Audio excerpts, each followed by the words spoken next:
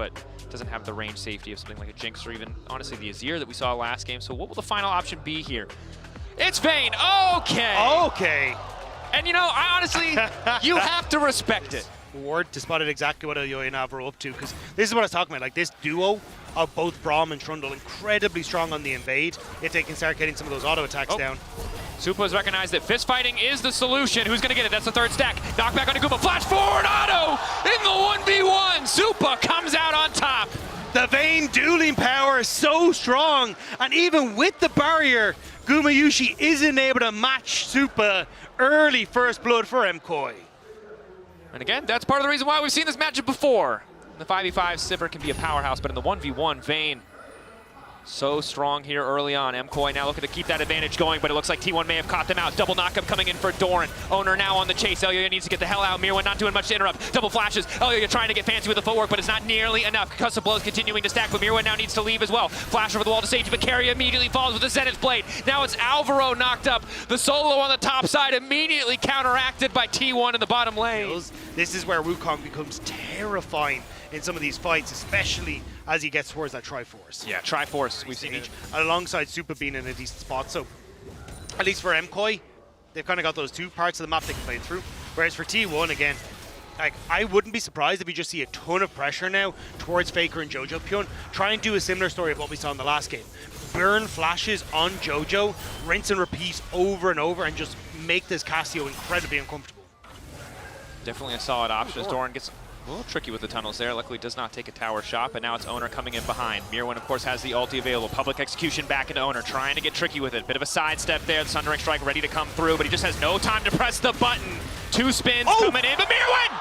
He gets a kill back onto Doran! A catastrophic miscalculation!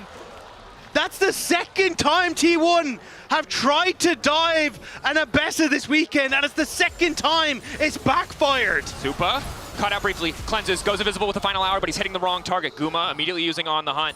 Supa now debating if he can chase, but that's the heal coming in from Carry. It takes over to level 6 just in time, and there's no cleanse this time around! Alvaro comes in to try to body block. Flash over from Supa into the bush. Guma not afraid to flash forward, but now he's face first at Elyoya. Concussive blow stacking. 3. Alvaro desperate for the 4th, but it's Faker coming in from behind. Jojo also on the way, but he's just too far away. Alvaro locked up. The hubris of Supa once again punished. It feels like this balance of powers where Supa still not able to complete that Blade of the Rune King. Carry now ghosting it, looking for the lockup onto Supa. Supa no cleanse available, going invisible courtesy of the final hour. Now wants to get the hell out, but there's Owner to start spinning. Supa taken down. Owner on a killing spree. It's everyone on T1 focusing on Supa, making sure this Vayne cannot get ahead. The ghost from Keria puts him into the perfect position, and even if he doesn't get some of the stuns, just buys the time to Keria. Just be careful, pillar down, forced to flash.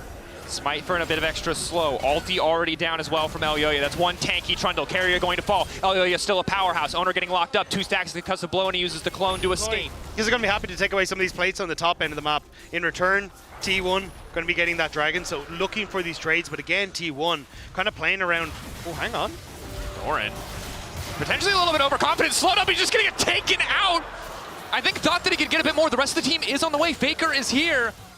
Nope, he's... The Rek'Sai license. Yeah, I mean, you can make it top 8, but did you get the Rek'Sai license? I'm not so convinced. It's Faker doing a good job of trading here. Nice sidestep on the Noxious Blast. Jojo Pyun needs to get out. Hasn't hit the Noxious Blast, so doesn't really have the movement speed. Conqueror procs. Faker happy with just the flash. Elyoya moving in. The pillar's going to be big here. Nice initial lock up on Supa as he tries to step back. Alvaro doesn't have the Unbreakable quite yet, and they're starting the retreat. Owner getting good chip damage down to Elyoya. The flash still keeping Elyoya alive. Keep your eyes on that Realm Orb. Hand delivered, but he's already been stunned. Owner locked up for a moment. Wants to turn on to Elyoya. Tries to finish off Supa, but down he goes. Doran arriving just in the nick of time. This is a double knockup. Guma goes over the wall, and he's looking to clean up house. Mirwan's still standing, but he doesn't have the ultimate because of the play Easy minions bought, and the TP from T1 to contest. Full 5v5. Hex flash over the wall from Carry. A Solar Flare available. The Cyclone as well. Alvaro with the blinking health bar is going to be forced to retreat. Does have access to the redemption, so it'll just be the Herald conceded. Are they going to spot him? Not quite. T1 happy to have the objective, and MKOI slowly losing advantage across the map. Rift Herald put down immediately. The cavalry from MKOI is here, but T1 are here en masse, and this tower will fall with little MKOI can do. Mirwin's starting to kick a fight off, though. Ulti forced out from Owner. That's the Redemption coming forward. He's going to mount up back into the Herald, looking for the triple knockup. Starting to drive through the entire team. Alvaro on the back line. Owner's just hitting everybody. MKOI. T1 again, starting to push these advantages as we crest the 15-minute mark. And we've perhaps recognized a problem with the man in the mid lane. Now 2-0. This is what we've decided. He doesn't probably need any more, but just in case you forgot. This is the first international event I got to this year. I gotta it's a You gotta full make up. year First of strike Faker and praise MSI. saved up. Yep. Fair. He wasn't even at the first one, so I respect that you were saving it for first stand too. T1 going to grab their third Drake of the game. MKOI not feeling like they're in a comfortable spot to contest. And you can see why, right? Steadily falling behind. 1.5k. Careful and methodical now on their wave states and setting up the map in their favor. They have better push, right? And they have the advantage in terms of overall. Means he's just starting to drift further behind, and Gwinsu's Rage Blade is a big item spike, but we don't get there. Exhaust onto Elia, locked up, all the CC leverage. Alvaro looking for the disengages, Dorn's off to the side, has been caught by the Condemned. Guma flashing backwards, already used the spell shield. It's Mirwin in the midst of the entire team. Fall with the Petrifying Gaze. Supa's still untouched for now. Slowly they're chipping through the health bars, and Doran's about to fall. That's the Silver Bolts proccing. Blinking health bars across all of MKOI as they start to retreat. Guma, Faker, still alive. The Realm Warp available. T1, do they want to chase? Public execution of Mirwin, he's going! We're gonna go back on Guma. Guma with a perfect spell shoot, looking for the follow-up as well. Still standing for a moment, but Elia goes right in, looking to chop a bite out of Guma. Supa gets the kill, but Faker untouched for now. Again, MKOI playing on the edge. Owner about to be hand-delivered. Elia looking for the angle with the pillar. Extra movement speed for Jojo, he's not gonna be able to escape. They turn back onto Owner. MKOI still standing. Faker, goal sources well allocated here. As Adakan just gonna go down because they're trading this for Dragon. MKOI presumably know this is happening as they set up around the Drake, just don't want to give up. MKOI buy themselves a few more minutes. You talked about it before, 3 items, 2 items. Maybe they feel like they just need a bit more time, and this does give them time to push in. The price of admission for them even to group here is going to be a wave of minions. They fail here, they'll only be even further behind. They're betting it all on this play. That's the Solar Flare, but no immediate follow-up. Lock up onto Jojo Puna is good. Doran going in as well. Jojo Puna flashing forward. They're looking to take out Guma in the midst of the entire fight, but another knockup coming in just in time to keep Guma standing. Mirwin taking him down and moving back out of the fight in the midst. It's the Owner taken out as well. T1 ready to come in with the Realm Warp, ready to turn it back. MKOI though, still 3 members strong. Doran debating where does he go? What is the angle for this fight? Supa's lost the ultimate though. He's now way more vulnerable in this fight, and Doran wants to go for it. No flash available for him though. Elia and Alvaro need to protect Supa. So much damage could come out of this vein, but if a single piece of CC connects, there's likely little they can do to stop any further damage. Heal comes in from Alvaro. Objective getting lower. Knockup coming in from Doran. That's Alvaro taking out of the equation, and Faker's now on the hunt looking to zone Supa out as well. Elia needs to take away the Dragon, needs to deny the soul, and he will do so. Still standing for a damn long time, but not enough to turn the fight. Faker, Doran, Carrier, too strong. MKOI might get the objective, but they lose just about it. Step up. MKOI after that last fight don't feel confident to contest. T1 taking the Baron at 29 minutes. And Dracos, he talked about the short range already on T1. Having this is a huge book. Public execution, it looks like they want to get some exit kills in the meantime. Locking up Owner, looking to take him down. Faker and Gumayushi on the way in, but the Redemption already used. No other summoner spells. So we'll just be the single pick that will slow down this Baron, but MKOI know that they need to play for more. They can't afford to let T1 choke them out. The Rileys onto Faker though, the slow, nearly enough to keep him in place, but that will slow down this. MKOI overcommit here.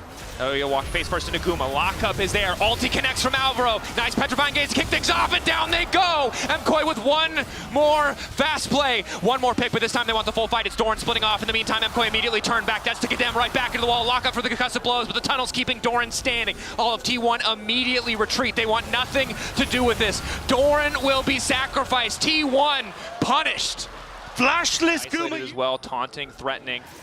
Trying to distract the members of MKOI. Flash forward from Jojo, completely whiffs. Owner immediately turns right back. Alvaro tries to find the disengage. Lock up onto Guma, does not come through. Mirwin cannot find the angle. Supa still standing for now. Knock back into the wall is good, but Owner wants to take down the vein. He doesn't quite have the damage. Supa still standing, but the rest of MKOI are starting to fall. He splits back into Mirwin. Tumble back into the back line. Knock up from Doran. One more ferocious bite, but the Condemned says not today. Supa standing, but here comes Faker. Faker finishes off Supa and holds the game for T1 in his hands. It looked like Supa might have been able to hold it, but now with the Dragon Soul in T1's favor, what looked like desperation in the fight may just crumble before them. Control ward in the pit though, MKOI didn't take it away, so it means T1 know that they have the time to play slow, to ease into this. Faker flashing forward, trying to get more out of Jojapun. Jojapun taking his time. The Petrifying Gaze only going to connect onto Owner. Immediate exhaust to follow up. Doran looking for the knockup as well. And just now, Supa's finally able to join the fight. The Realm Warp going to bring only a few minions in, but that's a clutch pick for T1. MKOI separated as they try to contest the mid wave while keeping their approach on Baron free. And T1 pounce. That was exactly what they needed in the moment. And just like that, T1 are getting objective after objective. Just that bit of difference. They burned so many cooldowns in the setup, but once they get that pick, full confidence descendant on the objective. T1 on the precipice of taking the series. MKOI, the cusp of elimination. Have to hold the line. Doran very quickly making his way through that middle turret. The Demolish doing work. As T1 just letting the minions do the work for them on the bottom lane. There is no one that can really approach these waves, and that wave clear is abysmal on MKOI's side. That it is. Everyone trying to contest Doran, but again, the tunnels are set up. He's not even going to use it if he doesn't have to. Another inhibitor tower falling, likely 2 inhibitors to follow. There is a wave amassing on the top side. MKOI Worlds starting to sneak away from them as T1 continue to put a stranglehold in this game. Supa walking up stun initially onto Owner, does still have access to the GA. Double ultis, both supports trading. To find one fight that can fall into another, that can maybe get that domino going in their favor.